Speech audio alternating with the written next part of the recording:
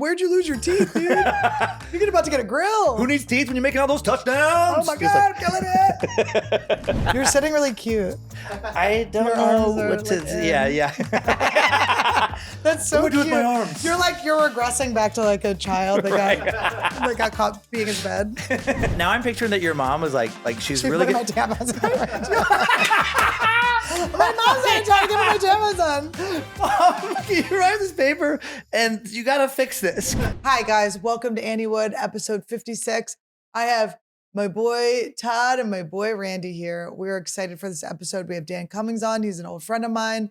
We work together. You're gonna hear a crazy story, a humiliating story, my most embarrassing working story.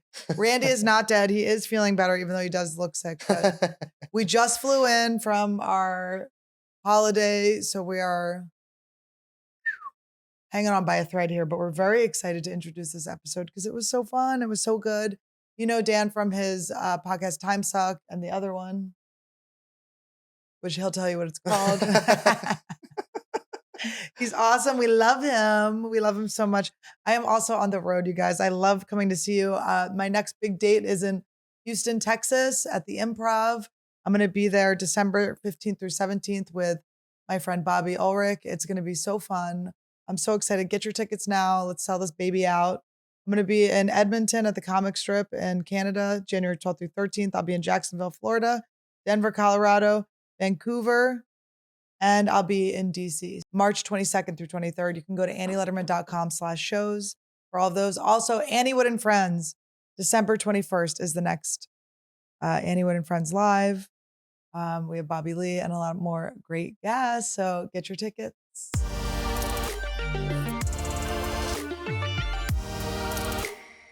Welcome to Anniewood. Hi guys, welcome to Anniewood, episode 55. Oh my God, how exciting. I have my friend Dan Cummins here. Hello, Straight hello. from Idaho. Mm-hmm. Dan and I met. Dan had a comedy special released in 2022 called. Oh my gosh. He's had so many specials, he doesn't know the name of his special. That was a Get Out of Here. Oh yeah, this one, the one that came out this year is I'm Trying to Get Better. I'm Trying to Get Better. And then, yeah, Get Out of Here Devil was the one before that. Yeah, Get Out of Here Devil, Yeah. which sounds very funny. But I remember seeing you on Comedy Central all the time. You were always on, were you on Premium Blend and stuff? Yeah, like Live at Gotham and then Yeah. The Presents, and then I had, a few other little things with them. Yeah, you were all over that bitch. And then now you have Timesuck and what's your other podcast? And Scared to Death. Scared to Death's like a paranormal one. And Timesuck is just like deep dives on, this week is like the Duggar family, like the real story behind the 19 and counting family. And then, but it's true crime and it's all over. Is cults. it you and Lindsay, your wife, doing the research? I have a couple full-time researchers, but Timesuck is just me, just a solo podcast. Yeah. And then Scared to Death is Lindsay and I read a couple supposedly true paranormal stories. And then she does fan submissions, reads those, supposed encounters with ghosts. And Do you believe in ghosts? I didn't when we started doing the show. Now I do. Yeah. Yeah. There's just so many stories out there. And I just can't believe that everyone is lying. Yeah. It's true. Just one person isn't lying. No, I think it can, so with Ouija boards, for instance, I am always pushing it. Okay. I'm always pushing it. I've never not been the one pushing it. I'm giving it to what they want. Sure. People pleaser, so their grandmother is saying nice things to them. Yeah. But it is me pushing it. So maybe I am I think most people are probably pushing it. I just think that maybe if it's 5% of people using it, there's something happening, or 1%. Yeah. But I just think that there's something out there. Don't you feel like with Ouija boards it gets a little boring? You're like, okay, someone's got to push this along. They I weird wish me we out. got to get one. And I'm not even religious. I don't believe in religion, but I am worried for whatever reason about Ouija boards. They freak me out. Are you afraid someone's going to come to you and say something? I'm afraid. Yeah. Dan, you're gay. My mom was right. This is your mom. This is your mom. Admit it. Now, You know that both my parents, speaking of that, actually, gay? no, that'd be great. But both of them thought I was gay to the point in high school where grew up in separate households. This was terrible for my self-esteem because I was already awkward with girls. And senior year, they both sat me down and were like, hey, it's okay. We know you're you're gay. We still love you. I was We're ready for you to come out. Thank you. Were you wearing that shirt? Is this a pretty gay shirt? No, it's not. I just would have said it if you're wearing anything. What do you think they thought was gay about you? Just never having a girlfriend. Never having a girlfriend. Well, now it would be they'd sit you down. They'd be like, Dan, we're afraid you might shoot up a school. True. Yeah. I was an incel. I was technically. Were you playing video? What were you doing? I was playing a lot of video games. Yeah. And what was I doing? Were you watching comedy? Were you a comedy fan? No, not really. I wasn't. Yeah. I was playing lots of video games. But you were funny at school. Yeah. I was funny at school, but I didn't think of it as like a career thing. Right. I was just waiting to get out of my little Idaho town. But I just didn't know. I was so awkward with girls. Like I just did not know. Like looking back, there were several girls who I'm like, oh, you idiot. That was the moment when she was trying to sense that you were, like you're sitting there in a car somewhere in the dark and she's just being quiet and you're in your head being like, what do we talk about? It's like, no, you moron. That's when you were supposed to like lean in when she's staring at you or touching your leg. Yeah. But instead I would freeze like a deer and be like, so she thinks anyway. I'm weird. She's staring at me because she thinks I'm a weirdo. Right. Well, it's funny because Todd, when we first started hanging out, he wouldn't make a move. And I was like, what is wrong with this motherfucker? And then he's like, can I just repeat back to you some of the things you said to me? Like, I was like, I hate when guys I work with try to date me and we worked at the comedy store together. And like, I've had this with like a couple guys where they're like, you literally would say, I'm disgusted when men I'm not into hit on me. I'm like, yeah, but I wasn't talking about you. Right. Why would I say that? But then I'm like, oh, that would be something to say to someone you don't want to hit on you. But I never did that. The guys that I didn't want to hit him would always come in for the kiss because I wouldn't tell them. I wouldn't feel open enough to tell them about the guys I didn't like hitting on me. So how did Todd eventually make his move? A friend had to tell him that I was into him. That is so helpful. I will say it's a guy where you're like hesitant. And it's like, just please, somebody give me like a solid hint. Mm-hmm. That was a lot of my thing was like, hey, so-and-so likes you. And then I'm like, oh, okay, cool. And then you could blame the friend. Totally. Yeah, you're like, whoa, I didn't mean that Todd. It was the other Todd. It was the one so fucking embarrassing. Not the basement Todd. Oh my God, it's so humiliating. No, not you creep. There was a bachelor. It was when Jesse Palmer was the bachelor. And there were like 2 Jessicas or something. And he called the wrong Jessica. And there was one that was like busted. And it was weird. She was on the show. And she was very odd. And he called her. And you could tell he wanted her out so bad. Yeah. And he called the name and he didn't say the right initial. And when she came forward, his face was so visibly upset. And like he like almost lost, like it looked like he was like breaking someone's heart, but it wasn't about her heartbreaking. I think it was like, I can't believe I'm gonna have to. So then he goes back and he's like, what should I do? And then he comes back and they're like, oh, this is so awkward. We meant the other Jessica, but you can still stay if you want. And she was like, okay. And he was like, oh, like, how do you vote this bitch off? Like, yeah, just get her, never mind. Break the rose and throw it on the ground. But it was so funny.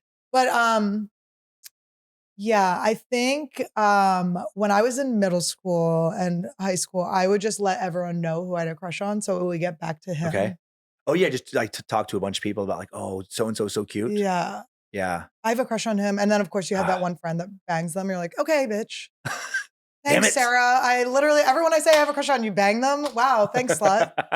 She's doing terribly now. No, she's actually killing it. It's a piece of rice noodle. Not to be confused with my actual boob. I have some rice noodles up here.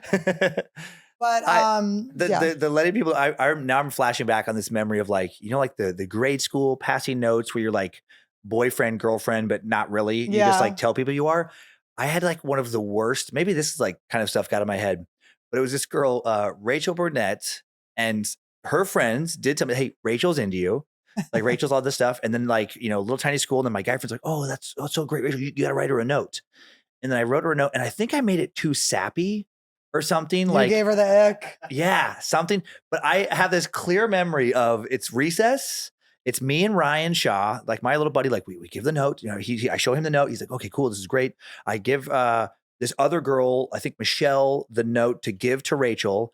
Then I see Michelle run off across the playground to Rachel. And it's like Michelle, Rachel, and Kim. Oh no. And they're all together. So they're like the 3 cutest girls in our class, like tiny little class. Rachel reads the note. I see the other girls start laughing. They're laughing at it. And then Rachel actually does the plugging the nose like this stinks and throws it in the garbage as I'm watching. And then I remember Ryan looking at me like, ooh, tough, buddy. And we like never, that was it. That was our short little relationship. You can't ever talk to her again, nope, right? Nope. And it was just humiliating. And then were you like in school with her for the rest of your life? But yeah, there was like 23 of us in our class. Yeah. Tiny little town school. Too, yeah. Yeah. Yeah. But I had a couple like early things like that I think made me like gun shy later. I think also this is like the origin story of a comic, like a girl Rejection. laughing at you being serious. You're like, oh, I'm going to make you laugh when I want you to laugh. Right.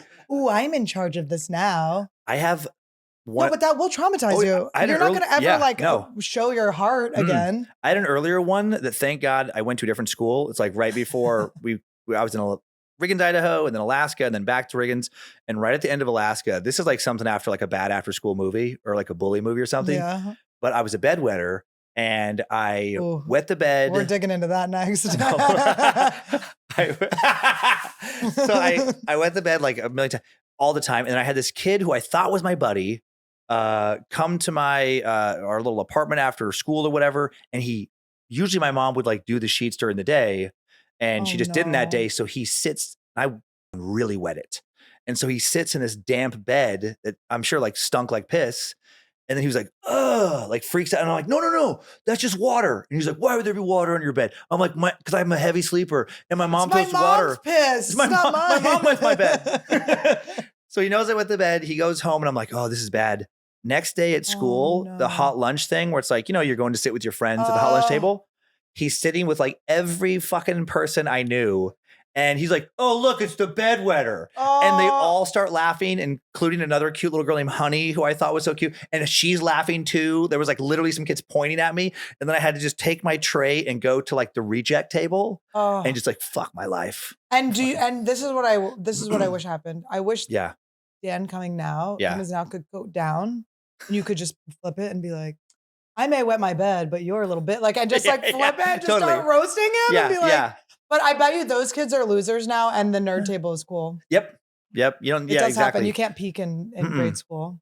I know. You really can't. It doesn't work. Isn't that a weird thing where like you see the people who are like star athlete, all this? I mean, like I remember those guys from high school, some of my friends, I feel bad for them now, where they totally peaked at like 17, 18 years old. Everybody looked up to them. Every girl wanted to date them. The guys wanted to like be them, be their friends. And then there was this one guy I went to school with. He was like the man. I see him at my 10-year reunion. He's like in a wheelchair. He was all methed out. And he had been sleeping under a fucking bridge the night before our reunion. Who gave him the invite? He just Someone knew, walked he by knew and it was gave it to happening. him. Small town. Everyone has Facebook now. Yeah, exactly. But I'm like, oh, that's harsh to be like But the also dude. to show up. Oh, no kidding. Why would you show up? Maybe the meth was like, you're the man. You're still a man. They're gonna fucking love you. They're gonna be like, where'd you lose your teeth, dude? You're about to get a grill. Who needs teeth when you're making all those touchdowns? Oh my God, I'm killing it. Oh my God. Yeah. I always think of the popular girl in middle school. Oh yeah. Okay. She got boobs first. They were amazing. It was crazy. They were bigger than any teacher's boobs. Like she had, oh my God. We were 11. It was like, or no, 12 or 13, but it was like crazy. So she was cursed basically to have giant boobs at 11. Called her a slut. Everyone was like, she's a slut, but she was not. She just had boobs. Just had big boobs. Right. So they all did that. And I went to find her because I was like, where? I got to see how these titties did, and I liked her. She had a hard one. Yeah. And all of her pictures are neck up. She's like, loves animals. She takes care of animals because they don't make fun of her boobs. Oh my God. Just traumatized by having big titties. She's an animal lover for a living. What a sad thing to be like, what a weird thing to be like picked on for. Oh, it's so sad. And it was just like guys being like, not being able to handle the fact that they were like coming in their pants looking at them. Yeah. Yeah. How has it been for you having your last name, by the way? Cummins? Was that hard growing up? I heard every cum bubble, cum stain, every variation of cum. Yeah. Bedwetter. Wait, that one doesn't really. Yeah, that didn't rhyme, but that was more you should appropriate. Be like, it's cum. I'm sorry, I fucked some girl last night. It's so much cum in my bed. You should have been like, I'm so sorry. I'm banging the hot chick next door. Now, okay, so then when did you get good with girls? College is when it's like, honestly, just like drinking probably a bunch. Yeah. Gave me a bunch of liquid courage. And then after like the first few hookups, I'm like, oh, it's not like fucking brain surgery. Yeah. You just pay attention to basic cues. Yeah. And that's it. And be a little mean. I was always like, sensitive that way. Like I was never like, I would never like be that assertive. She would have to be like very clear for me to like want to pursue. Yeah. But I also wasn't that picky. Right. I mean, so it's like if there was a party and there was like 20 girls, I'm like, whichever one's five of them would be 5 to 10 of them would be fine. Yeah. like I wasn't really hung up on one girl usually. I know it was weird. I went to like a juvenile delinquent school, so everyone had like an element of edge that went there, but they also like couldn't read. So Picturing the Breakfast Club in my head right now. Like that sounds better than what it Oh. was. I mean, this was more like, let me think of what was calculus? What was with what's his name? Lou Diamond Phillips? Calculus. What was that movie? Todd was long to be born yet. Todd's 29. Okay. Yeah. Oh, his voice went up. Ooh. You're sitting really cute. I don't Your know arms are, what to. like, Yeah. That's so What do I cute. do with my arms? You're regressing back to like a child that Right. got caught being in bed. I'm just sitting here. But wait, what was I saying? Oh yeah, so they were all kind of like bad kids, but it's like in the end they just nobody could read. It was just we were all dyslexic. It was like, are we bad or yeah, just like just having. fully learning disabled? Are you dyslexic? Okay, not diagnosed, but it's very hard to read. Okay, I had yeah. tracking problems. Yeah. So I would just be like on one line and then all of a sudden down here. Okay. Yeah. And but I did hit my dad up recently. My dad's 82, and I was like, Dad, I think I'm dyslexic. And he goes, Annie, at this point, who gives a shit? And I was like, that is a good point. That is Yeah, a good that's point. awesome. I'm like bringing my problems to him. Yep. We got AI. We got everything's audio. Are you dyslexic? No. I had friends who either were or like one of their siblings were and stuff. It's like that is a crazy thing where your brain just like it's just this one specific thing, like you said, tracking. But for school, it fucks all of school up. Yeah. And it's like how unfortunate where it's like now we're learning more that like, some people learn by hearing, some people learn by reading, by I don't know, there's just so many different Hopefully ways not you touching can learn. teachers. By touching. Relax. Some people learn by being jerked off. There's so many different ways to learn. What if that was your disability? I was the geode. You can like let everything and anything will just like soak into your brain if you're just like being masturbated. You have to be, it's like, but luckily it's like for an adult doing it. Like that's really bad if it's the other. But I will say, I think because of my learning disabilities, I never gave a shit about learning. Yeah. Which is why it's very cool that you have like a in-depth podcast. But I am so like scared of those things because the idea of that much homework is so wild. I think actually like a lot of the like people listen, it's like it's for people who are interested in history or interested in these subjects. And some of it's true crime, some of it's more like pop culture, but there's definitely historical things that it is interesting subject matter, but the way we were taught in school was so fucking boring. I know. That's with me. I struggle with lectures. It's like I just can't so focus boring. very long. Yeah, it's like punch it up, buddy. Come on. Like if it's not a really exciting presentation, there's no fucking way. But didn't you have some of those professors that just had it? A few. Oh, a few some of them who were had good. it. I was like, go, Jensen, go. Yeah. And then I had a bunch of others where I'm like, how the fuck are you working in a university? Yeah. Like you are so painfully boring. You suck at teaching. You should be an engineer. But maybe they were like, oh my God. I think of this one. It is weird. There should be an audition where they have to speak. Yeah, something. There was this, I started off in computer science. I switched majors like 2 weeks in because of this one class. It was this Pascal program. It's like this dead language anyway. So I'm already going into be like, why do we need to learn this? Like it's already been, people don't use it anymore. So crazy that they so just stupid. Make you, And the professor, it was like something out of a shitty school movie. He had a pocket protector, like the classic, like fucking nerd kind of setup. And he would wear like dark colored shirts, and he had kind of like I do now, like had like a bit of a belly, like dad bod belly. But he would do things on the chalkboard, and as he's writing on the chalkboard, his belly stuck out far enough where it would just absorb all of the chalk. So then he would he would start off the class with a clean shirt, and then turn around just with his belly full of chalk. And you'd have to be like, I hope I wrote that down in time. It's gone. He's just erasing it as you go. Right. And I'm like a slow writer. That's hard. And very monotone, like couldn't be more boring. And I just remember like looking at some of my classmates and be like, fucking this guy, right? Like laughing. And then they looked at me like, what's funny? And I was like, I can't fucking be in this field. I've been thinking a lot about how when I was in high school being the class clown, everyone was like, fucking high five. But when I was in college doing it, people were so mad at me. They're like, you owe me $20,000. Like I'd be like interrupting and making jokes. I'd be like, shut up, bitch. We're paying to be here. And I'm like, who wants to learn? Losers. Everyone's like, why are you here? I'm like, I don't know. And this is where we drank Jaeger. I was just like in college only to party. But I had like good professors. The professors I liked though really made fun of me. Like they were really mean to me. It was funny. I liked to be negged by my teachers. I had this one teacher, Professor Banks. By the way, my college is completely out of business. It no longer exists. So all of these wonderful teachers that I'm telling you about are unemployed. Please hire them. Is your degree still can you still use it if you wanted to? Well, it's a counseling psych one, so I would probably still have to get. That's what my degree is. Is it? Psych, yeah. Oh, really? Which type of psych? Mine was just basic psychology. Well, mine's counseling. Oh, you got a general? No, my mom wrote all my papers. I learned nothing. Your mom wrote your papers? She wrote my papers until the last 4. And then she's like, I've had enough. I go, I brought when I was in 5th grade, I brought her a paper. I was bad at typing because I had my tracking problems and stuff. So she was like, oh, I'll type it for you. So I gave her my paper and she just rewrote the whole thing. So then I was like, she's a writer. So she's like, really greased it up. She was like, yeah. And then, she just kept doing that. And then, and then she's That's going so on much the pub. time. She loved it. She and it was just crazy. So then she, one time she wrote her name, like the teacher called me and she was like, why does this say it's written by Abigail Lederman? I was like, gosh. This bitch is sabotaging me. and she would write them like they were really intricate. I'm like, Mom, I'm 5th grade. Like, I don't know words. Like she's like really gilding the lily. I'm like, this is crazy. Like this crazy professional. But do you remember how we met?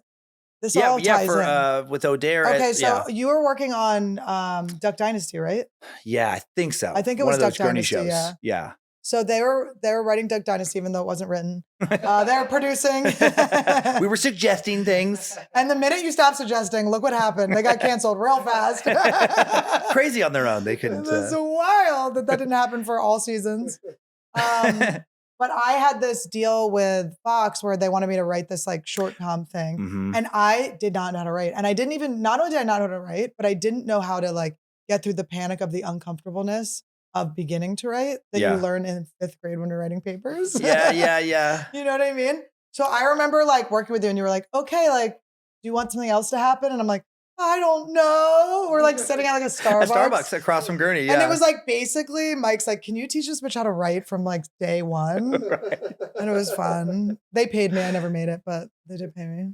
Yeah. You had, did you have development deals? Or I know you were, it was kind of a little mini development deal, but I was so over my head. And then they gave me this one. Okay, they kept I didn't know how to collaborate with people. I was not secure enough in my own ideas to know how to collaborate. And I also didn't know how to tell people if I liked their ideas or not. Right. So they set me up with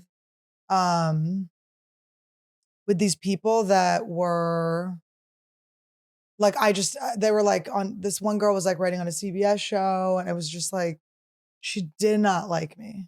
It was very clear she did not like me. She's paired with you? She was paired with me. She was not happy with me. And I'm sure it was annoying because I was like, man, I don't know how to do anything. What's this? A keyboard? I just do the talkie-talkies and they how I look. I just picture her she's typing and you're playing with a yo-yo. I'm chewing gum. I'm spitting gum on her. But then, so she already doesn't like me. It's already wild, right? Okay. And she's right. If I look back on everything she was saying, it's she was probably what the hell? But I just was not ready for the opportunities I was being given. I was so underdeveloped as a human. And so she's she's already mad at me and we're having a tense meeting. And I stand up from her white couch and I have bled. Oh no. It's so crazy. It's it's what? so it's insane it's happened. I don't know how, there's no way to get out of this. I have to go through it. Wait, bleed, literally blood, period, on her couch. Onto her full couch. It wasn't a blanket on the couch, into the couch. What color couch is it? It's a white couch. It's a white couch. It's a white couch, Dan. Oh no. It's oh no. What are you wearing? I was wearing leggings or whatever, but it just went through. Heavy flow. Is how underdeveloped. This is how underdeveloped I was as a human. I was bleeding all over the place. Now I'm picturing that your mom was she's really good. My tampons my mom said trying to give me my tampons on. Mom, you write this paper and you gotta fix this. Put something in here. Let's just shove the paper in here. She's singing. It's the plane with the food, some little song. And then the little log goes in the dam. There's a baby song being sung. right. Mom, sing my pussy a lullaby. But it go to sleep. Do you understand how humiliating? I mean, it's the most embarrassing. It's my God. She does not like me, and for good reason. I suck, right? I'm showing up late. I'm a nightmare, I'm what is Microsoft Word? I'm what is Excel? I was I don't know how to do any of these things. She's oh my God. It was bad. I was I don't. How much blood is on the couch? I'm so. It was I've been a dime, a dime size drop, or maybe this much. Oh, okay. So you can't way more. There's nothing you can't hide I can do. Put a pillow on it. No, but then I leave and she says 10 seconds. But at least you have to see her in that moment. I was this was a moment where I was you have to be brave. Flip the fucking cushion over. You have to be brave. So I just go, I am so sorry. This is the first sorry she's heard from me, by the way. I'm like showing up like fucking smoking in her living room, basically. You know, I want like, you to do a crazy story where you're like, I'm so sorry, but I wanted to work with you so badly. I got stabbed right before here, and I didn't want to slow you. I didn't want to be late. I was and oh my God. I was taken advantage of. But I didn't want to waste your time. And so instead of going to the police, I came here. That's why I was late. That's why I was late. And let me tell you, I'm not late, if you know what I mean.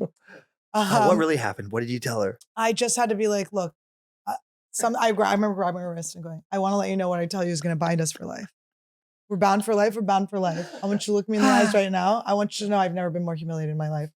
I seem to have bled through onto your white couch. And she goes, oh, and let's just remember, this is on top of the hatred she already has for me. And I'm disrespectful. That's when you grab her hair and you're like, and now you need to bleed on your couch. Now, bitch. And we're blood sisters forever. Deal with Fox?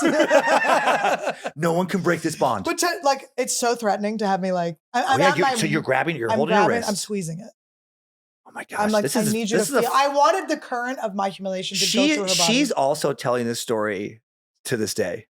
Like this is, and by the way, I'm getting kind of successful, so she's definitely telling it a lot. This is intense, and so you're saying you're so sorry. I'm like, I'm so sorry. What does she do? I go, she's very nice. She goes, okay, good. She goes, well, I was gonna get it reupholstered anyway, which is not true. Nobody gets something reupholstered. So I'm like, do you have any like Let me call my mom and see what I'm supposed to do right now. I'm gonna fly my mom in real quick. I'm gonna fly my mom. Can I borrow some money? Can I borrow some money to fly my mom in? I'm gonna use my dad's credit card to fly my mom in. Mom, will you clean up my? I do have a picture of my mom cleaning up lube that spilled on my floor once. She came to. Did she know it was lube? Yeah, but she's in on joke. She's a fucking monster. She thinks things are funny. She's a monster? Yeah, she's a monster. She thinks it's funny. She wrote her child's papers. She thinks this lady's normal. No, she's so good. But it was all out of sweetness she was doing, but she really just made I barely able to function adult. But I am learning now. At 40 years old, I'm ready to learn. Are you only child? No, I have a twin brother and an older brother. Oh, twin brother, older brother. Okay. We have really good parents, huh? Yeah, they're the best. I feel like when I first met you, parents, like spoil you guys, like we'll do anything. That's awesome. Yeah, they love us. They're so cute. They're like really, I'm taking a Kabbalah course with them right now. Really? My parents like love spirituality and they wanted to do a course with me. So are they in Philly or the Philly area? Are in Philly, yeah. Yeah. See, we got down, baby. Mm-hmm. I remember hanging with you because I was trying to avoid doing the work. So I was just like, tell me about your life. And then you'd be like, so what do you think's happening? Like, so your wife, where'd you guys meet? I'm like, so how old are your kids? I mean, I just like anything work. Yeah. That's what my ayahuasca trip was like last week was all about. It was like, just like, it feels good to get your work done. It's great. You feel great. You have so many ideas. You want to get them out there. And yeah. And it was cool. And just like, do your homework. It's good. But it was so funny. I spilled my vomit bucket onto my bed. And my joke to everyone was like, can I fly my mom out to fix it? I'm like, and they're like, nobody's cleaning up your puke for you. And my shaman was like, you should go hand wash it. And I was like, I actually checked with my guides and they override that. They said, just put it in the washer. So did you clean the period off her couch? I go, but here's the thing. I did, but you have to understand, period is like very hard to get off. Yeah. So I go, do you have hydrogen peroxide? So she had hydrogen peroxide. And I'm like, I'm on my knees and I'm like, it's bubbling up. And I'm like, it bubbles, and I'm like, and it's the smell of hydrogen peroxide in blood. Is that it's like metally smell? And I'm like, and it's from my vagina, by the way, and it's from my vagina. And also, I'm still bleeding out, so I have paper towels shoved in. Yeah. And it's already bled through your pants, so you still have that. I'm like, thank God there are black pants, but I can't say this on our couch. But if it had been a black couch, it would have been good. Yeah. I would have left. I might have even, what if it was leather and I left and then she sat on it, she thought she perioded herself? My period became her period. Sorry, bitch. You're nasty. Did you period the couch? Ew, bitch. Gross. I didn't know like responsible writers did that. But I mean, she could not have thought I was a worse. But I remember she was trying to joke with me. Like, I think maybe she just had like deadpan face and maybe she did like me. I don't know, because I remember she put her dog shit, like a bag of her dog shit on my windshield, which is so funny, but I didn't know it was her. So I was just like, this is so weird. And then like later she's like, did you see the thing? Like we just weren't like, we were just missing each other left and right. And then we just put a period stamp in the middle of it. And so I tried to scrub it off and it just wasn't coming. And she's like, it's okay. Like she kind of like lifted me up and was like, escorted me out. I was like, it's okay. And I was like, we're bound for life. And then obviously she didn't want to work with me anymore. And then the people at Fox had to be like, you have to find, I think that's when I came to you. I was like, please help me. Mike's like, I got the perfect guy. But I was also wanting you with that lady. Sorry, I can't get past this. Please. But I also No, wanted let's you get through to like you get up and then you're like, hey, can I show you something? And then you just like force her to sit in it. And then when she gets up, like, what did you do? Oh, that's disgusting. No, you nasty period bitch. It just was like so. It was just like something. It's like, how do you bounce back? So then years later, I was thinking about her and I was like, the way that ended sucked. Like, I really should accept responsibility for how, like, I really fucked that shit up for her. Like, she was just like, she had a good job. Like, she was just trying to be in good with Fox. She was like doing a favor for like Fox exec, Yeah, yeah. And she had to put up with my shit. And then I fucking ruined her account. It cost her money. Like, she didn't even make money.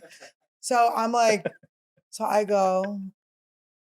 send her a text and it was like, 4 or 5 years later, maybe even 10. I write her, I go, hey girl, this is Annie Lederman. I want to really apologize. I want to accept responsibility for how like horrible it must have been to work with me. You were so talented. It was so nice of you to like help me out. And I want to let you know that I think of you every time I stand up from a chair. I'm so horrified. I'm so sorry. Ha ha ha. No need to respond. Then she didn't respond. And I was like, no. She's bad. She hates me. But she's doing really well. I actually saw something. I don't want to out who she is, but she just wrote a huge movie. Oh, whoa. She wrote like a big franchise movie that just came out. Yeah. Okay. So she's doing good. She didn't need me. I wanted that story to go in a direction where like you go to reconcile, like after like a bunch of years, like you're hanging out. You like maybe she invites you to her place again. Yeah. And then when she goes into the room, now you take a shit on her couch. And then just leave. Yeah, just up the ante. Just like take a shit and then just fucking run there out. the third time. A fetus. Gotcha. Don't worry, it's not alive.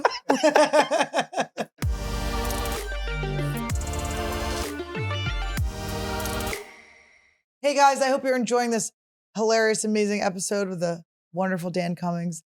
If you enjoy me, you enjoy Todd, you enjoy Randy, who is alive, I promise. Give us a like, a subscribe, and click that bell. Also, comment below your most embarrassing moment. Oh my goodness, my favorite. Where is it? I brought it up here. We have 100 of these because they go missing. Okay, we steal them. I would eat this if I could eat this. When you're going from the Thanksgiving meat sweats to hitting those Black Friday sales, you want a deodorant that is up to the challenge. Now, those were all from last week, so this is an interesting... Oh, a pube left on there. Thanks, Todd. Did you use this on your anal area? That is from your own armpits because you don't shave. I don't... Whoa. But I will tell you that this is so good. And speaking of meat sweats, I did almost pass away getting a colonic, a post-Thanksgiving colonic. And let me tell you, I had to freshen up before I went in there with a little Lume. On her bootay. On my her bootay. punani. I put it on my armpits, okay? It smells so good. You rub it on your punani too? Every once in a while, I give a little when you're gash doing the flash. colonic, you gotta rub it on your cookie. I give it a little kooky. I give it a gash slash. I give it a little chub rub. A little glaze on the sugar cookie. I glaze up the cookie a little bit. Ooh, it smells so good, you guys. It's toasted. Give the viewers at home what a play-by-play of what that smells like. It smells like a delicious, like, I've never eaten anything that tastes as good. This, you know what it is like? I would like a latte that tastes like this. Ooh, I like the sound of that. I'd like a delicious toasted. It's the toasted. It's like, I don't usually like the smell of like toasted things, but it's so good. You guys got to get it. Lume's whole body deodorant keeps you smelling great for up to 72 hours. I would say even delicious for 72 hours. It's safe to use on your pits, your privates, your thighs, your feet, and literally anywhere. And I do put it everywhere. Sometimes I'm lumied from forehead to toes. I'll go full freaking body. Lume is powered by mandelic acid. Ooh, I love that. Which stops odor before it even starts. It's aluminum-free, baking soda-free, paraben-free, and pH balanced. It's good for you. It tastes good. People love it. People are obsessed with this. I'm telling you. Okay? I'm telling you the truth. It's amazing. Lume starter pack is perfect for new customers. It comes with a solid stick deodorant, cream tube deodorant, 2 free products of your choice, like mini body wash and deodorant wipes, and free shipping. And listen, those deodorant wipes are good when you're in a pinch. You know what I mean? You got to wipe, swipe, swipe. As a special offer for Anniewood listeners, new customers get $5 off a Lume starter pack with code Annie5 at lumedeodorant.com. That's over 40% off your starter pack when you visit lumedeodorant.com and use code Annie5. That's Annie and the number 5. Thank you, Lume, for making this holiday season smell a whole lot better. A whole lot better. A whole lot better. And also, my mom is keto, so she gets keto crotch. Oh my God, the kid, like the stupid juvenile, like blaming somebody else for something you did. It is good though. It is. I had that happen to me good. almost. I was so infuriating. mad as a kid, but I was like, oh, that's fucking, you got me. That's clever. Like there's nothing I can do. And he was my best friend. And he was a year older. And we were down in this like weird little canyon in our town. And it must have just been coincidence looking back, but we convinced ourselves, we called it Shit Canyon because every time we would go down there, we would like, by the time we got to the bottom, both of us would have to take a shit and we'd like race back to my grandma's to use the bathroom. It was like uncanny, like every single time, I don't know, 4, 5, 6 times. Well, one of these times he doesn't make it. He's like not going to make it back up. So he just shits himself. And then he walks out. It was like right by the river. And he kind of walks in the water and he like takes off his underwear and then just kind of uses them to wipe himself and then throws it out in the water. But he's humiliated. Yeah. And now he's weird around me. Like the next day at school, like he just goes home kind of after that. And then for the next few days, he's not really talking. He's just so embarrassed looking back. Yeah. And I go up to him at like lunch or whatever. I'm like, dude, what's your deal? Like, so what? Like you shit your pants or whatever. And he just like immediately, he goes, I swear to God, if you fucking tell anybody, he goes, I'm going to tell everybody that you did it. And since I'm older and I know more people, everyone's going to believe me. And I remember thinking like, he's right. Like, God damn it. He got me. But were you going to tell people? No, I wasn't even going to tell anybody. I know. It's like when you bond over something like that, it's like, Yeah. Randy. But I also feel like I've always been the person, I just out myself. I'm like, I'm just going to humiliate myself. Randy, you had the funniest little smile. I love our little guy. Is this what you needed? Randy. You just needed to be cuddled. That's all he wants. He wants to be in his mother's He's so arms. funny. We have like one of our dogs. We have Penny and Gigi. We usually call it like Gigi DD, but like he's way more expressive with like vocalizations like that. And she does this thing now, and she's not even that old. She's like 6. Last couple of years, she just gets annoyed. Like it's like once it's like 10 o'clock in her mind, that's everybody's bedtime. And if you stay up past that and you're just loud, like these really frustrated sighs and stuff, and just big dramatic, like just fucking over it. They're just the best. I love just dogs so much. So much. They're so cute. He does like a thing. I don't know. Do your dogs howl when they hear sirens? No, we howl to try to get. We're trying to teach our dogs to howl right He does now. it ready? Oh. Oh. Oh my God, that's so cute.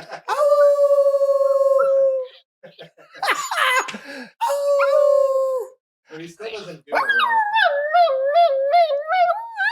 That was a pretty good one. Oh, I love you. I love how far he throws his head back. I know. Like too far. And he feels so safe. Yeah, like he cuts off his throat. Like Like you can tell, and then with his tongue, he's like, oh, I can't breathe when I do that. Oh, look, and he's pooped now. He's done. I love dogs where it's like you can tell they have these leftover like urges from when they were wolves, Aw. but their instincts are all fucked up now. Yeah. Like they don't know what they're howling inbred. at. They're inbred. Yeah. Like I love when our dogs like they'll poop in the yard and then walk like 10 feet away and then try to cover their poop, but like in a totally different direction. It's like you have no idea what you're doing. You're kicking grass like 15 feet away from the poop. Randy does the thing where he has to poop up into something. So like Really? he lifts his butt up and he wants like his best poop is if it's like skewered like a hot dog on a twig. What? Like he poops into like a bush. branch? Yeah. It's crazy. I've never seen that before. That's his thing. He's got to have like pressure pushing back. It's erotic for him. For his tiny I just weenie. picture him like he like puts his turd out and then like tries to push the turd back in his butt He and then kind of, pushes yeah. it out and then pushes it back he's in. having a little in and out. right. Are you having a little in and out? Now, if we're going to be talking about cacas so much, we got to talk about the other place we met, which was at our friend Todd's 40th birthday. It was 40. Yeah, Todd Remember how Shella. old he seemed? I know. Remember, it Now was like, I'm oh my God, fucking he's 40. It's 46. like crazy. Yeah. So Todd Cella we had a whole big party for him because we couldn't believe our one friend had turned 40. Yeah. He did seem so old. It was crazy. And now he's blended in. He doesn't seem old anymore. Yeah. I feel, He blended into everyone's age. Mm-hmm. It That was was a fun- crazy. It was you- insane. I was like, I can't believe I know someone this old. You know, the record company was at that Yeah. party. Oh, really? Mm-hmm. Before they've gotten pretty Yeah. popular. It's so crazy. Okay, so Todd's from this heroin den place. It also is a cancer cluster. Remember Aaron Wow. Brockovich? Yeah. That was about Tom's River. This is the chemical. The chemical that Tom's River, yeah. Huh. So Todd's from there. My ex-boyfriend's from there. Mike O'Dare's friend's son is from there. We meet Dimitri Martin's from there. It's like Oh, a whoa. lot of random people. It's like if you don't do heroin, you get out and you do real good for yourself. Oh my God. You do real good for yourself. So just don't do the H, guys. I love quite a few drugs, but heroin has always scared me. I never have had. It doesn't seem like it's my vibe. I think I've heard so Makes many you good very things. quiet. Yeah, I've heard it would be so yeah, just like no pain. You just feel like so sedated, but so much like bliss. Yeah. But like after like looking into the way it interacts with your brain, it's so terrifying to me. Yeah. Where I'm like, no, thanks. I think It's ketamine one of the is only good. ketamine. I haven't done ketamine. Ketamine's great. I have ketamine sponsor. But Mind ketamine sounds Bloom good. still with us, baby. I'll hook you up. Mind Bloom. I have one of my audio engineers does ketamine treatments. Yeah, it's Loves really it. cool. Yeah, it Mhm. really is helpful. I mean, yeah, for like depression and anxiety, it's supposed to be It's- amazing. But you can't really microdose it, which I'm always trying to make it fit into my daily life. Yeah. Like, how do I do this every day? You have to do You heavier can't- doses. Because if you microdose it, it's a disassociative. So it just makes you like not connected. just a Especially little with out of it? stand-up. It's like, Yeah. I really like to really feel the audience. Like, even though when I do ketamine and I think I'll sometimes be like, oh, I didn't have a good set. And then I'll watch the tape back and I Yeah. smashed. Yeah. It's almost like maybe it's better for the actual performance, but for what I like about performing, it's Yeah. not good for. Yeah, I like yeah. the sloppy connection. I can't imagine like mixing any kind of psychedelics in stand up. I know. Or like I won't even do weed stand up. I'll have a drink or maybe 2 drinks before Yeah. a show, but that's it. Anything else throws my timing off. Yeah. Where even if the audience doesn't notice, I notice. Well, I can't imagine then I feel coke too. terrible. It's like your voice is going Oh, faster yeah. than your brain. Yep. And I feel like a lot of the comics that get really wasted and like end up getting like banned from shows Yeah. and stuff are people that do drink and coke because they forget if they've already done a joke. Yeah. They end up doing double joke. That is such a weird thing to see.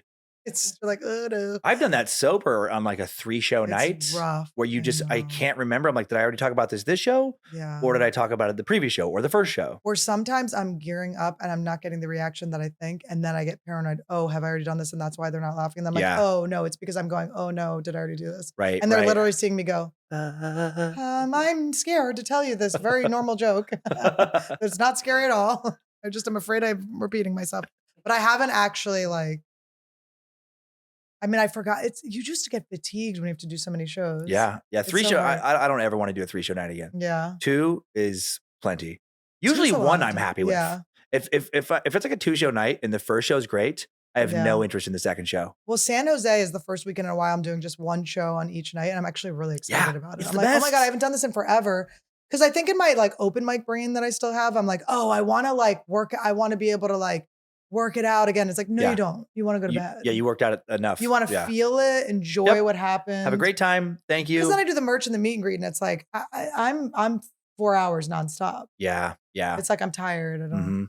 But it's fun. Thanks for coming. No, yeah, it is. Yeah, it is. But it's like it's a weird energy roller coaster when you have multiple shows in a night. I think where it's like that adrenaline spike of the show, and then you start to come down, and then another adrenaline spike, and it's like, and especially I haven't done that many times, but the third time I'm like, no, I'm fucking done. Can't like- imagine. Like I've never out of the 3 show nights, never had a third show where I'm like, you know what? I'm That so was glad great.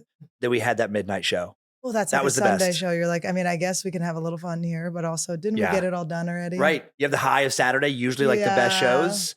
And then you're like, oh, cool. Now Well, I'm how going to be about humble. the nights where things have gone a little long? Like maybe we started late or something. Yeah. When you're like, I'll feel the audience. Yeah. They're done. They're tired. Yeah. Yeah. And then I'm like, oh wait, I am too. And then it's Mm-hmm. like, I have got to pull together. Bitch, get Yeah. 10 more minutes out. 10 more minutes. Just fucking go as hard as you can. It's just you're just like, please don't give me another nights where I have to go Yeah. Take care. Thanks for coming. God bless. And that's the end of the show. It's crazy how fragile it all is. Where have you ever had these nights where you're like, I don't think that went that well. They seemed out of it. And then it's like the room was just really hot. Yes. How like just like temperature. Yeah. Like I did a show a while ago and they fucked up and they were supposed to put the AC on, but they put the heat on instead. Yeah. And it was like 1,000 degrees in there. And on stage, I felt super, I was sweating a lot, but I'm like, but oh, it maybe it's must the just be lights. me, yeah. Nope. It was the whole showroom. And so I'm looking out at this energy of like people just looking like bored. It's like, no, they were tired because it was 110 degrees in the room. Sometimes it's not that. And I just go, it must be hot in there. It's got to be real hot in there. Just every time it's like you don't murder. Like, well, it was too hot. It must have been so hot. They really need to get the temperature right in this fucking room. Not me. It's never me. What was I going to ask? Oh, psychedelics and stage time. I would at Skankfest. Have you done Skankfest? I know about it, but I haven't done it. Yeah. Very fun. But the problem is you have to you're like, how do I measure like getting fucked up and performing? Right. And I would poll the audience. I'd be like, all right, are you guys coming to Skankfest because you want us to all be fucked up and having fun and you're kind of a part of it? Or are you trying to see like good comedy? They probably want you to be fucked up, right? It was 50-50. Okay. And I was like, that makes it worse. Yeah. Yeah. There's all on board. But I think I found a good medium where you just like, basically you're like, do your set, have your best set. And then at the end you go, I would always go, do you want me to do a closer or can I go do acid? And they'd be like, acid. I'd be like, okay, thank you. Bye. Please release me. But it was fun. But I can't imagine. They bumped me the first Skankfest. They bumped me like someone was coming in and I was like, guys, I have timed this acid drop so perfectly. So I did start to peak a little bit during, but it was fine. Yeah. I just had to let everyone know. I just had to let everyone know what was happening. It just depends on how much acid, but I don't think I could. It'd have to be a pretty small amount for me to be able to actually formulate stories. It was basically me being like, this is the one where I'm on acid, guys. This is the one where jokes are over. I tried to do a podcast on acid, like one of the Timesucks, and I made it like, I think I took 2 tabs and then I waited, I think a half an hour before the start of the show, thinking that it would start to kick in and then I would peak like towards the end of the show. But then there was this moment I get like with like Molly and acid and stuff. So I get too hot really quick. I get really temperature sensitive and start to overheat. So like your damn audience. 30, yeah, exactly. 30 minutes into I already have like my shirt off. So now I'm just like no shirt. I was wearing this cowboy hat because it was a Western theme, just being weird with it. And then I'd written in my notes at this one point, knowing I was going to be pretty fucked up, that like to whistle, to do like the good, the bad, and the ugly, like that to whistle that. And then I just forgot. So funny that was your notes. I forgot how to whistle. Like I was too high to whistle. Do I have lips? And then I was like laughing about how do you whistle? And then pretty soon after that, like the words in the notes started to kind of like move and undulate. I made it like 10 more minutes and I'm like, I just have to go. And I had to record the rest the next day. Now, okay, so Timesuck is huge, right? Yeah, we've done pretty well. And you feel proud of it because you put all this work into it. Yeah. I'm really, this sounds really embarrassing, but I'm ready to listen to it. I'm ready to learn. Ayahuasca taught me last weekend. Yeah. I'm ready to absorb knowledge. So I'm excited to learn some shit in a fun way. And it's a lot of dark humor and silliness too. Yeah, so to try to make it like, funny, And then I heard a rumor. Do you have a festival? We have a summer camp. Yeah. Dare went one year. Yeah. Tell us about it. And we did this, we had this thing, the fans started it the first year. They called like this, the gathering. And it started off with just people wanted to come check out the studio. And it was like 20 people. And we have this joke on Timesuck about like, I talk about cults, but kind of it being a cult. Right. Yeah. And, some people take that more seriously than others. We sold weird cult robes for a while. That's so awesome. So these people showed up and then there was like an orgy at the hotel they were at. And so it was kind of cult-like. And then the next year we're like, okay, that was just the fans. It was their orgy, right? It was their orgy. Okay. It wasn't like a separate orgy that just happened to be there at the same time you guys were? Nope. It was the fan orgy. It was the sucks. Yeah. The suckers. Yeah, exactly. What do you call them? Just Timesuckers or meat sacks. Meat sacks. Mm-hmm. Okay. Well, I like that. And then the next year we set it up and just did like a dinner and a hang and like went out to like this piano bar with everybody, just like a little bit bigger. And then COVID hit. And then after that, we decided to do like a proper like summer camp. I don't even remember whose idea it was. Like an overnight adult camp, produced it ourselves in Idaho the first year. That was when Mike went. And it was, I don't know, we had about 500-600 people show That's up. awesome. So it was, like had bands, did like a live Scared to Death podcast, different things, activities. Were you able to have fun or were you too busy? Like, It is tricky that you way. have to It's hire like, someone that you really trust to do all that, I think. Yep. We figured it out this last year. This last year was more fun. The first year we produced a lot of it. And then this last year we actually went to Pennsylvania and Equinunk. It's like way up, it's a little tiny town in the northeast corner. And there's this bougie summer camp for basically like for kids, like parents probably live in Manhattan, drop their kids off for 7 weeks and go to the Hamptons. Well, they have like, I don't know, 6-7 weekends at the end of the season open for non-kid camps, and they'll do like corporate retreats or do custom camps. And we decided to do that. And it was a pretty big risk because you have to do a big deposit to make it happen. Yeah. It ended up being fine, but they run such a tight ship. It's called Camp No Counselor. It's Oh, that sounds fucking awesome. awesome. It's like 500 acres, all these cabins. I couldn't go because I'm a counseling psych major. And they had like giant water slide, crazy. That's so cool. But it was super fun. And then what were the parts that was it just for your fans to Just be for together? fans or to did be you together. put on stuff? Yeah, we put on a live Scared to Death. We had a live stand-up show. Mhm. Like Chad Daniels, Kelsey Cook, me, and then Harry Riley, Doug Meller. Like we did a little stand-up show. Cool. We had randomly, they love fucking karaoke from the year before. So we did like karaoke. Kind of like we call it like the state of the suck, but just kind of talking to the fans about plans Yeah. for the next year and stuff. And then tons of just random camp activities like archery and gonna howl. He hears it. Go, baby. Oh.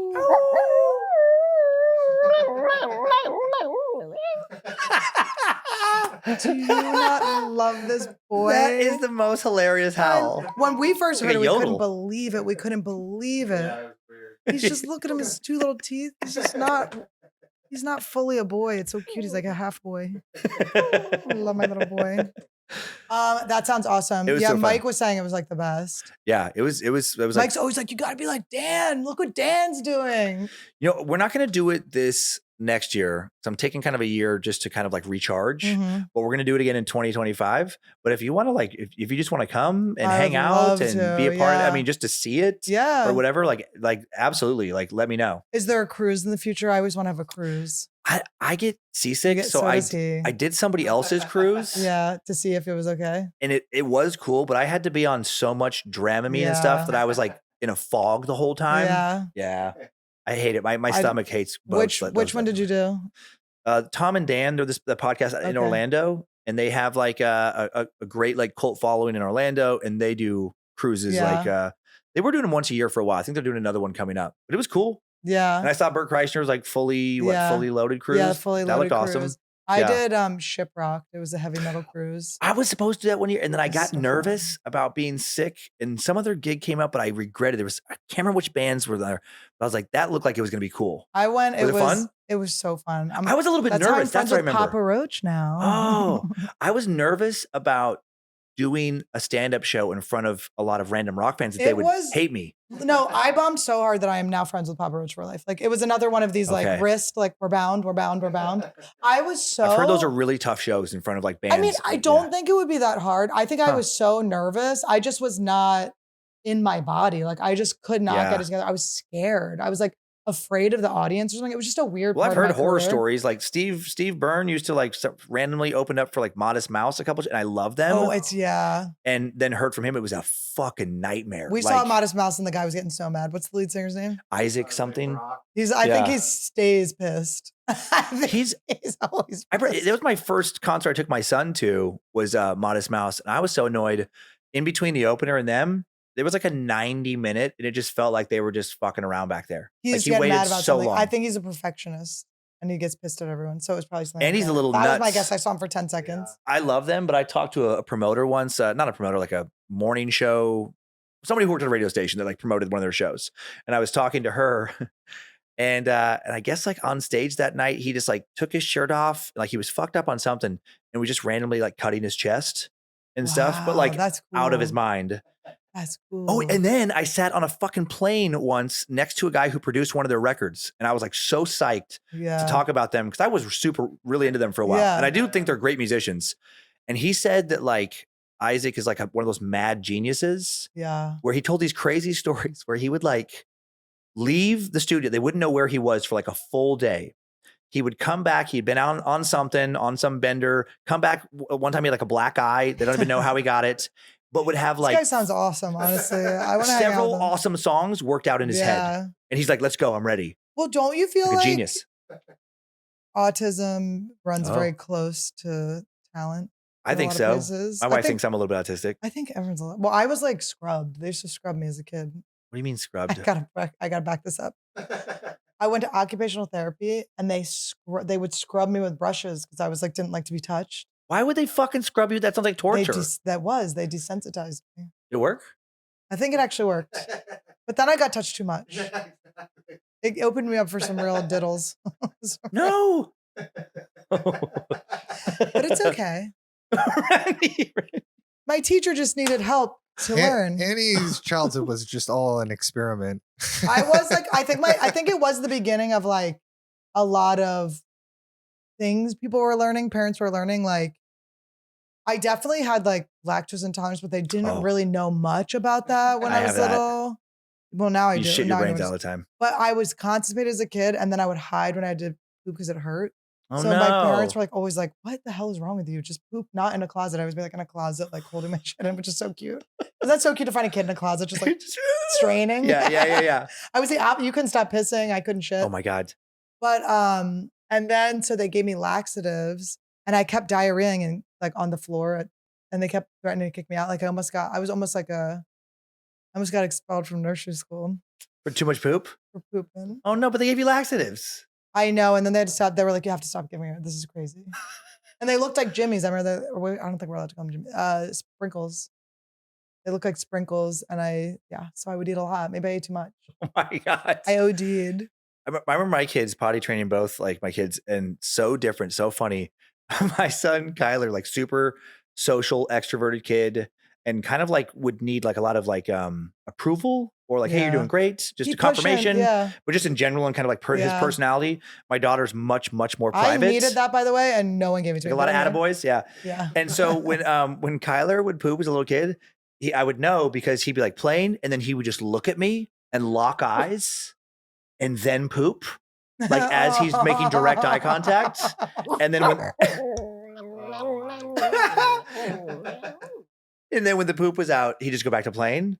My daughter, I would know was pooping if I just couldn't find her all of a sudden. She was private. She would hide under like a coffee table or whatever, and then just like not want to be seen and do like a sneaky poop. Aw. Her first phrase, like more than one word, was "get out." And it was when she Great was in the movie. bathroom. If I was like, how's it going in there? She would like, get out. Like, let me poop in peace. Let me poop. Oh, I love her. Yeah. She's got good boundaries. Yeah. She's a very private person to this day. That's so funny. And Todd, I do force to poop just like Kyler. You make him like lock eyes with you. He's got to look at me, door open, and he's pooping a lot. And now Todd can't poop if he doesn't lock eyes with you. Like it's some kind We're of now we're together, Pavlovian. and I got him LASIK eye That's how you. surgery, so he has to. You always have to be together. He can't poop without you. He'll never be able to poop without me, and I'll take his eyeballs back if he fucks with me. I gave you sight, and I'll take it back. I do a joke on stage where I'm like, "Have you ever bought someone's sight?" Wait, he had eye I surgery? bought him LASIK eye surgery. Huh. So he could admire your beauty. I bought him, yes, and then he dumped me immediately. He was like, "Ew, you old bitch." No, but can you imagine? That's awesome. That's very nice. I know. I'm like, but I bought someone a fifth of their senses. Is it nice, or am I working out a plan here of full domination? Soon I'll own a full man. I got to buy his other body parts too. Mike O'Dare can't have him. I'm always like fighting Mike. I'm like, Mike, stop taking him from me. He's like, I'm gonna keep taking him. Oh yeah, when Mike wants to bring him out in the field. He's so good. Todd is like the best worker. He Aw. loves what he does. He always does good work. He never complains. He just gets shit done so much faster than everyone else. And Editing he's- and things. with editing and Good story editor is producing, so- he's good at. oh. He teaches himself everything. He knows how to do everything. He learns fast, and so it's very hard to share him Yeah. with my own Michael O'Dare. I love that you guys get to work together though too. Yeah, no, it's Yeah. awesome. It's my wife and I work together. It's And it's an good, interesting right? balance. Like for us, from being like a kind of lone wolf stand up for so many years before Mhm. that, it was definitely an adjustment. But now it is super cool. It's like Yeah. cool to like experience that with somebody that way. Well, when we first started, I was like with the podcast because I had a podcast called Me Inspiration in my Oh, old yeah. apartment, and my friend Anthony was the producer, He did show my boobs accidentally online. He did. I would flash him as a joke and be like, if I don't pay you, does it count as a Me Too? And then he would block it out. Yeah. But he did not block it out and he forgot once. Did you get flagged? Did you get in trouble? No, we caught it in time. But I'm on Pornhub. Oh my God. Because they can give you was that on YouTube initially when it went up? It was YouTube, but it didn't. They got it before. And maybe I was flat chested enough. Wonder what the strike would be on that. I wonder if you would just get shut down. It's Isn't really that crazy? bad. I think it's pretty bad if it's like actual nudity. No, it was really bad. It was so crazy because and people caught it really fast because obviously the people watching it right away were the people that wanted to see my boobs the most. Isn't that fucking weird though? That you can talk about almost anything and that's fine. But if you show a nipple, that like, oh, we gotta fucking shut that down. Like it really is silly. I love like how but can you talk about still. anything? There's a lot of stuff that I guess you can on. this. I guess you can on YouTube. Well, you can, but then they'll fucking shadow ban you or whatever. We have problems with that kind of stuff. I know it'll work its way out. Yeah. But we had Robbie Hoffman on, who's a comic who had top surgery. So she like took her, and she's not trans or anything. Yeah. She's a girl, but she just has had like breast pecs. removal. Yeah. So she just pulled her. I'm like, show him. So she pulled hers off, and then he blurred mine, but didn't blur hers. Yeah. And everyone was getting so mad. They're like, well, why did you have to blur yours and not hers? And I was like, first of all, we didn't have to. I just wanted mine blurred. She didn't want hers blurred. And you guys would have gotten in trouble. Yeah. And that's a weird thing too, where it's like Randy.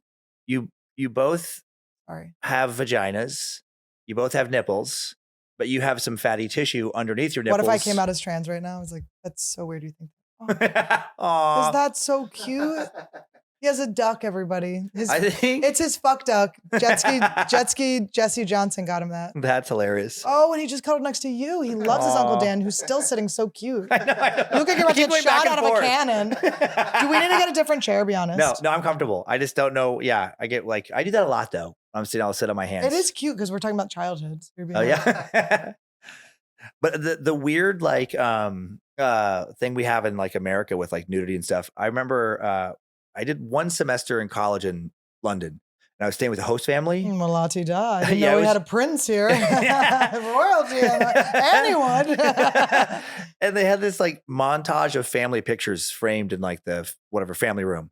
And I was just looking at it like I was there a couple days and like checking out all the photos. And then all of a sudden I got to like the center photo, and it was the mom, and she was on like a nude beach in France or somewhere, and just like a picture taken of her as she's just kind of like, leaned up or whatever on her hands, like laying down on her belly, and huge tits. Did they look good? Yeah. Oh no, she had great tits. That's great. But like, I remember being like, what the fuck? It's like, when does it become art? When they're nasty? I feel like when they're nasty, it's art. And when they're good, it's like, sexy. We're giving a wank. We're giving a wank to the right. to our little homestay student. But I brought it up eventually to one of like, she had two sons that were about my age. And I'm like, isn't that a little weird that like your mom is topless? Oh yeah. They were like, no, it's not weird. It's like, you're making it weird. But that was my first thing of like, oh, we are weird in America. And it is good because it is being like, okay, so when we were earlier before we did the podcast, we were talking about what's that type of DMT, Bo? 5-MeO, the toad venom. Yeah, they were watching this thing, and the guy was like, if girls show up in short skirts, they're bringing a weird energy. And it's like, that is so weird. It's like, and that's kind of like the British people are like, no. The human body is the human body. Yeah. It's like your reaction to it is the creepy part.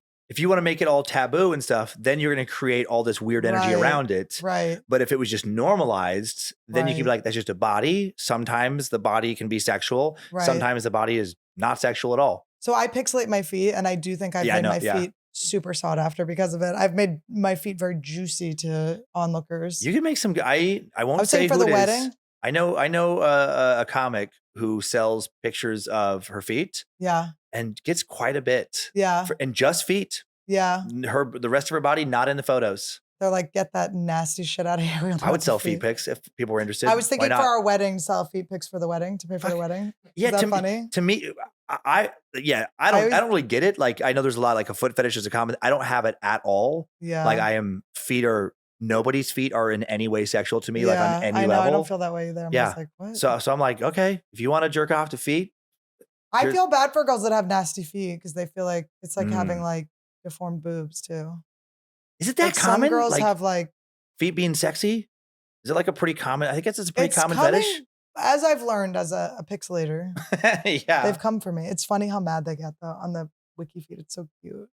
They get real pissed in the comments. They're like, this woman, how dare she? I hide her feet. But my point was just like, you don't just get my feet. Yeah. Now that I know, it's like, I'm not just showing you my boobs on purpose. But when we started working together, so we're going to say, when we started doing this podcast together, I was like, I don't know, should I have Todd on camera or off camera? At first I was going to make him sit on the floor. You could be on it. We would get him a box. I was going to get one of those like bike. You have to, the seats that are a bike. Yeah. But I got lazy. I would have had to make him get the bike and then it wouldn't have worked. But then it just was so easy. He sits on, when we do the solo podcast, he sits on and it's like nice. That's awesome. Yeah. It's my love. I love him. I like the idea of the really high. Do you ever see that old Andy Kaufman, Gilda Radner sketch? Which one? It's like a late night talk show. And he made his desk, it's like 3 stories high. So he's fucking way up there. And she has this tiny little desk beneath him. And he has to like lean over and look down to ask her questions. It's so funny. I love it. Well, when we had Bill Burr on, he was in that chair and I was in this one. I guess I was scooched forward more. So I looked like way bigger than him. Like it's not he's not a huge guy, right? Yeah. But I'm not the biggest woman that's ever existed. I'm not like small, but it was like crazy. It was like, it's like if I were just like. What are you, like 5'6"? Yeah, I'm like 5'6", 5'7". Yeah. But I was like this, like look in the monitor. And he was like leaning back. Just like, it is funny just I just make men look like peanuts when I lean forward. What if it was just like, do yours again? And then I'm just like, here. It was like, what? What's weird about this? Oh my gosh. But working, it's the best to work with him. And he we have such a similar sense of humor. Like he knows what to do with the podcast. He That's awesome. knows, I trust him 100%. Yeah.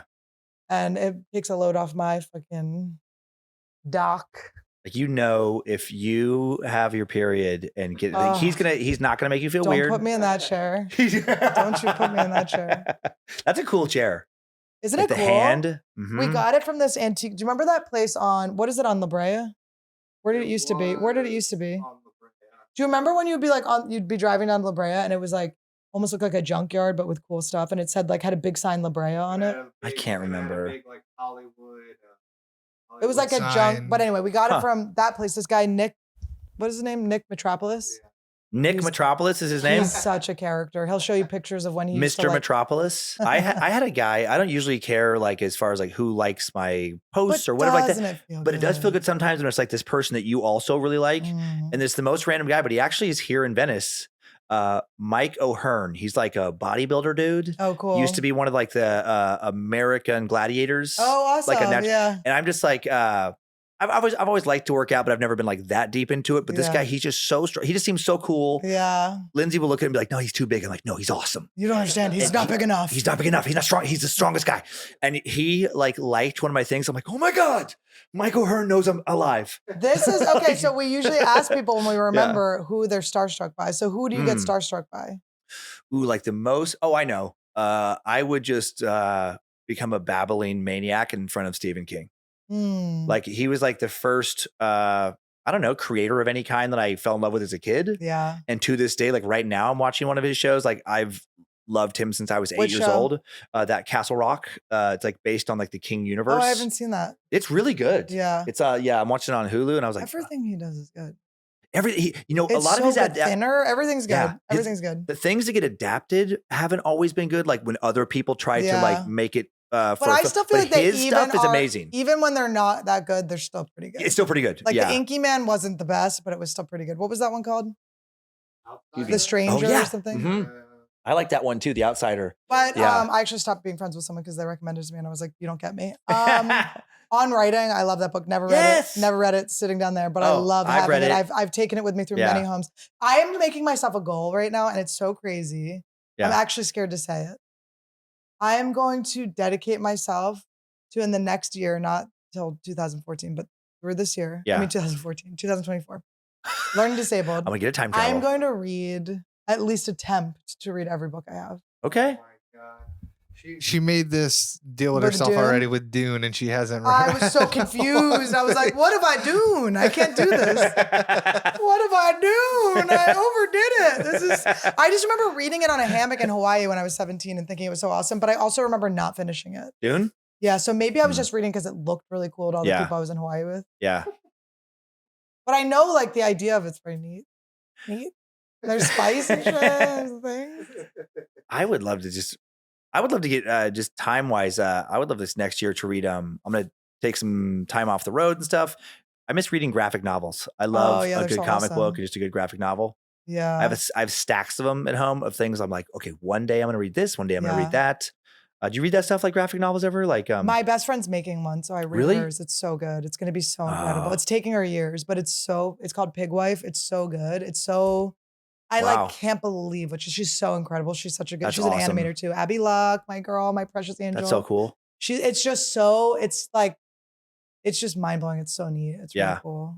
I want to read Saga. I've read it like halfway through twice. And what's Like, I'm it? What busy. kind of It's like this two different species of humanoid things that are like these mortal enemies. Like one species lives on this moon that goes around this other planet, and then it's like they're supposed to be like, you know, they hate each other or whatever, but then two of them fall in love mhm. and then have this baby that's not even supposed to be possible for their species to have a baby Yeah. together, and then they start unraveling like they've both been lied to and manipulated. But it's like a lot of like interesting social commentary of things that Yeah. apply to us, Yeah. but set in this huge like galaxy of all these planets and all these races, and it's And just is it easier their love to story as they pay go through. attention with the words? I like graphic novels because it's like Is it good for I get me lost no in it. read? I think storytelling is awesome in Yeah. graphic novels because it's not as many words, but like because the visual just adds so much, like Yeah. the illustration, Yeah. where it's like you get to you don't need as many words Yeah. because you're seeing different things and the way it plays out. I love it. Yeah, I think I want to write a book, which Yeah. I know is big to say for someone who's never written a paper or read a book. But And by I'm you, always like by you writing a book, you mean your mom writing my a book? mom. Honestly, mom- I'm not gonna lie. In the end, she started getting me C's and she's cut. She's out. No, but what do you want to write a book about? I want to write like a memoir, but Oh, I yeah. want some of the pages to be graphic novel, like some That'd of be the. cool. So like I was wondering like if it would be more of like the intense scenes, like the really dark scenes, Yeah, make them like cartoony so they're not as bad. I love that. Or like obviously like some of my ayahuasca trips, just animate Yeah. those or illustrate those. I mean, not that I've read like a lot of memoirs, but I definitely haven't read one that has like illustrated sequences. Yeah. That sounds fucking great. Yeah, I like Yeah. the idea of like one chapter is just because I also am so ADD and I'm so like eclectic. I don't want to do just like a regular. Yeah, And then in high school, yeah. Chris Hansen, we're still looking for you to come on the show. My God, I'm gonna pay. This is what I'm just Chris. What do I need to pay you? Chris Hansen is doing podcasts. But I think he's like there. I think there's a rate involved. He's a And Logan Paul now. You know, is he? Yeah. I will say, okay.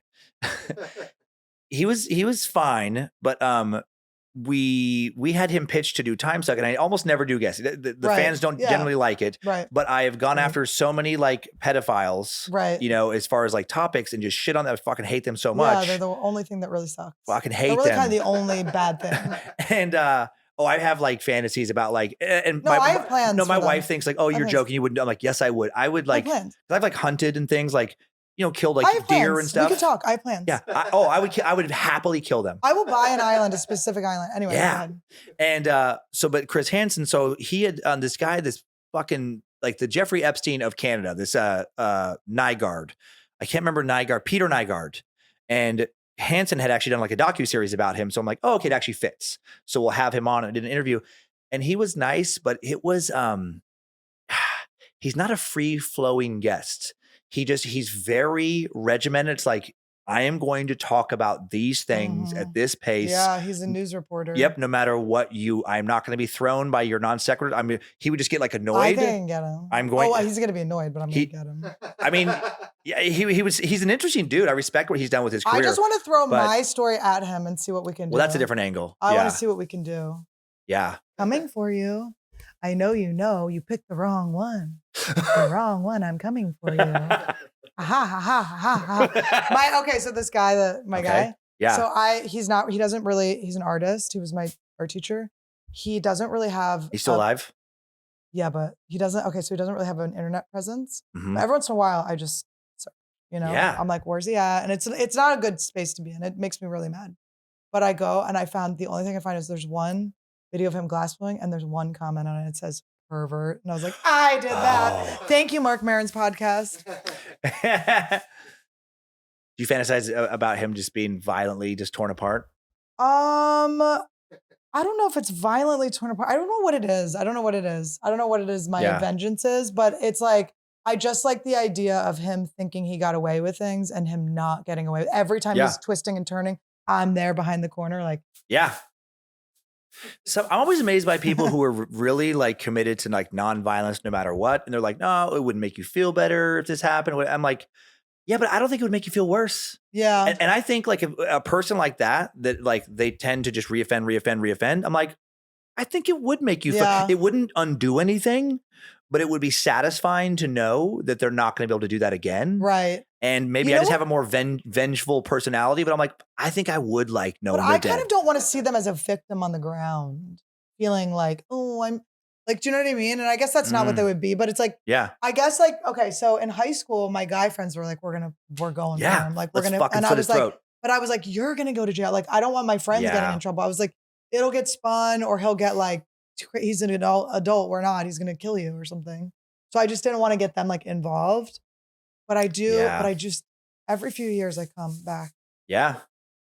But when I talked about it on Marin, I didn't say his name or anything, but people Mhm. figured it out. And he had been just about to start because it was at-risk kids that it's Yeah. always like the bad kids. They did all. You should try and talk him into going on a hiking trip.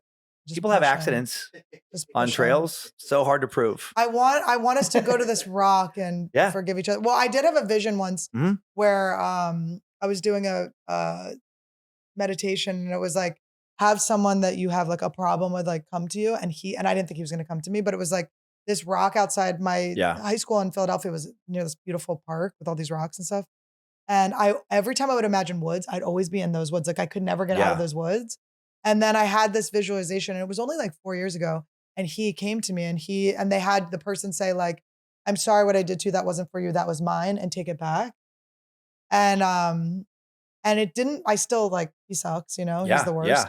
But it made me. And then a wolf came up and was like, "Get out of these woods. Don't come back to these woods. Yeah. There's other woods." And I never go back there in visualization. That's awesome.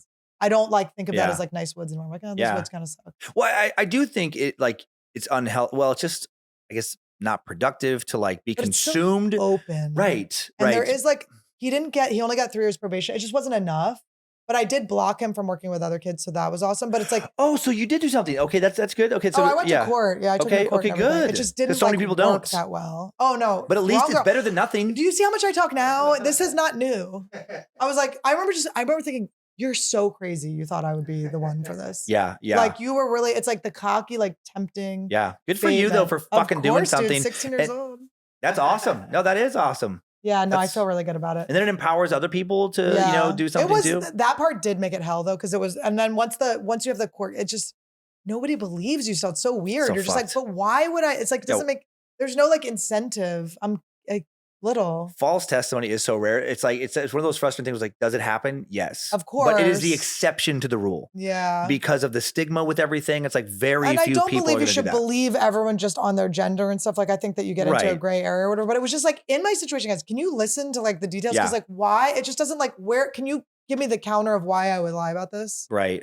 This is not good. This does not feel good. And isn't that crazy? But I do feel like I have like a lot of fucking, like I'm fucking badass. Isn't that crazy though that it like okay? You said he just got probation, right? So like no Yeah. jail time. You It's got so like one night in prison. well, one night. and It's so nothing. fucked in this country where like people will spend years and years and years From for drugs, for weed, but then people will like rape a few people Right. and just get probation. And I it- run that yeah. into that with doing true crime research all the Yeah. time where I'm like, oh, before this guy became a serial killer, he fucking raped this person, I he know. raped this person, he assaulted this person. It's just these people and- are sick and they're not going to stop. So it's like you have to take them out of society. exactly. And It's- that's the it's thing like a that rabid people dog. feel bad for. They're like, No, oh, I feel so bad. It's like, no, no, they're fuck 'em. broken. They were born wrong and they don't do anything to stop themselves. Yep. I'm thirsty. I'm not just drinking anything I want right now. I Right, don't steal right. water out of your hand and drink it. Like, Yep. it's like you don't have to follow rules of society. And, but it is really like, it's just interesting in my process of like evolving as like a person and like, and trying to grow spiritually and stuff. Like you're always to forgiveness and all these hallucinations and stuff, but it always comes down to the files. Todd's going to be Fuck. bleeping and bleeping through this one because you can't really say.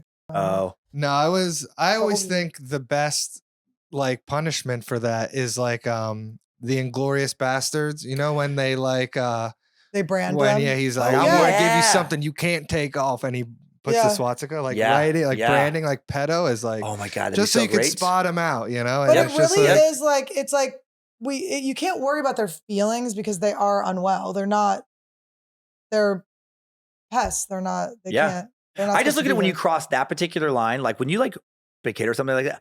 I don't care what's going on in your brain. I don't care what happened to you when you were a kid. I don't care what. It's like if that happened to you as a kid, stop that behavior. Then you should know. Then you should know better than anybody. And I think, like it's fun that I'm still kind of like coming for him, but it would be nice to like,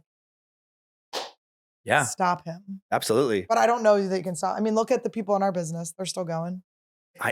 It is fun. I know. Keep going. You're like, oh. You know what? That's something that fucking amazes me too. Where it's like, when somebody like it's laughable when people talk about like, oh, everybody's canceled. No one gets fucking canceled. Nobody's canceled. Nobody's fucking canceled. And it's like, it's just crazy to me where somebody like, in our business, there have been comics who we know are fucking or, like piles, and their fans will like they'll go away for a year or 6 months and then come back and they have so many fans. I'm like, what the fuck is wrong with you? Why are you supporting this person? And maybe they missed the thing, or they're like, they believe some story they spun. People are coming after me. I'm too edgy. It's like, when were they edgy? Right. They don't even edge around children. Do you understand? They're right.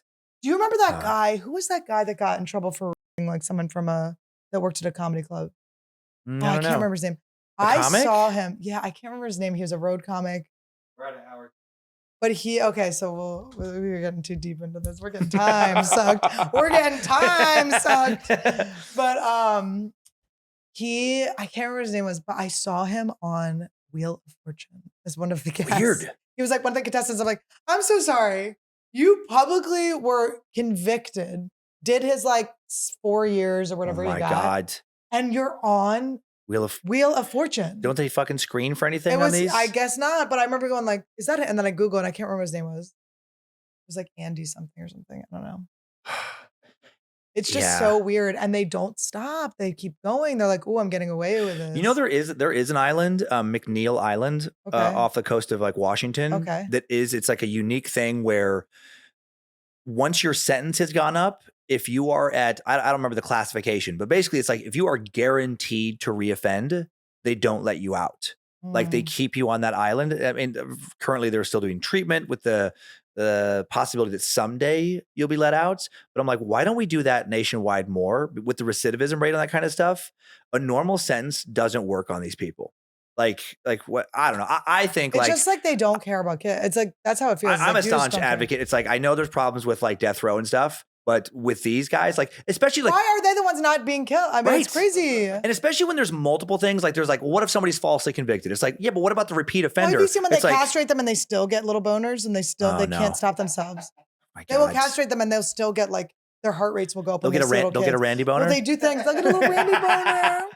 But they show them like little kids in underwear to like see what like happens. See what's making them excited. And it'll still move a little. Like they can't, like, oh God, it's still the hottest thing I'd ever seen. But yeah, I've been working on a bit about how I want to send them all to like Antarctica. Like it's like we get O'Dare to make the You have cameras. This is for us to consume. We put them all out there together, and right when they're about to start like fucking the penguins, we just send them like a teen school shooter. Oh my God. And they can just have at that kid. Like, oh, you want to be famous? Two? Yes. Oh my God, that's hilarious. I've got a child for you. I just drop them in, go for it. And we just watch. It's Hunger Games. I love it. I'm for it. Yeah. The test you were just talking about, I just feel like when they show them those slides of the kids, you should just have a fucking gun next to their head. And any boner, you just get shot. They shoot themselves. Yeah. Just put them in a chair. If you should be able to be in society, you should be able to live through this test. Right. And if you can live through it, you can go back to society. It's an important test to not want to fuck kids. I'll let you work at a Montessori school. Right. How about that? You can flunk math. You can flunk fucking English, but you can't flunk wanting to fuck kids. Why doesn't YouTube let us talk about this? We're going to have to bleep. Everyone's like, oh, they're censoring, blah, blah, because we bleep. It's like, no, we just want it to get out to everyone, ding dongs. Yeah. We just want it to be in the algorithm so you can watch it. We've almost on times like given up on YouTube. We put the episodes out, but they don't do well at all because I'm constantly talking about stuff like this. Just going into crazy murder fantasies. They get so, it's like you have to like say like CP, like it's going to be, this whole conversation will be beep, beep, beep, beep, beep, beep, beep, beep, beep, beep, beep, beep, beep, but it's still worth it. and it's like, why is that what we're suppressing? Yeah, exactly. The censorship stuff makes no sense. Yeah, YouTube. Yeah, Google. What are you, just full of fucking? You're protecting. Stop protecting. Stop Google. protecting. Bleep that one out too. Bleep, bleep, bleep. You guys, this was awesome. Dan, I love you. I love Where you. can people find you? They can find me, just look up Timesuck or Scared to Death, or just put my name in, and you'll either get my stuff or a car dealership in Kentucky. And I feel both like equally amazing. hey, you'll get a great deal in a Chevy, or you'll find some comedy. Or you'll find out what Chevy did to what body was found in the back of a Chevy. Now, what I like about your podcast too, guys, if you want to see a sloppy show, you come here. If you want to see a well put together show, you go to Dan, okay? You got both the best worlds in Anniewood. Both good. Both amazing. Very impressed. Oh, thank you. I can't wait to learn from you. I love your set. Isn't it so cute? It looks great. We had to do a bunch of different things. Do you like how No, this is? looks awesome. Oh, you know what? I'm so oblivious. I thought that was real this entire time. Well, so did they. Now you're a fan, and now you're a fan. And there's period under his seat. Guys, thank you so much. Love you. Really do. We love each other. It's the meat and potatoes.